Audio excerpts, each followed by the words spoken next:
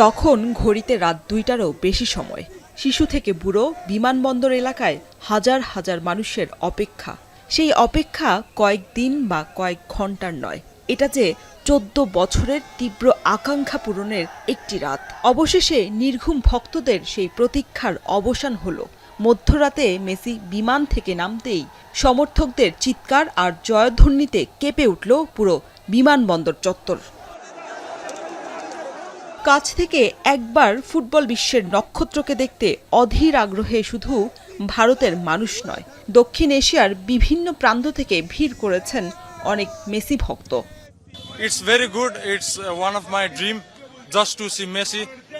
The feeling to see he's playing by waking up at late night, skipping hours, days, and now here I am at India from the neighboring country Nepal. Goat India ট্যুরে এই উন্মাদনার সাক্ষী হতে মেসির সঙ্গে ভারতে এসেছেন তারই দীর্ঘদিনের সতীর্থ লুইস সুয়ারেজ এবং রদ্রিগো ডি পল। বিমানবন্দর থেকে নিশ্ছিদ্র নিরাপত্তায় নিয়ে যাওয়া হয় সরাসরি হোটেলে। তবে সকাল থেকে ব্যস্ত হয়ে পড়েছেন LM10। দ্বিতীয়বারের মতো কলকাতায় আসা মেসির সঙ্গে সাক্ষাৎ করতে ভিআইপি অতিথিসহ আসবেন আয়োজকদের আমন্ত্রিত বেশ কিছু অতিথিও।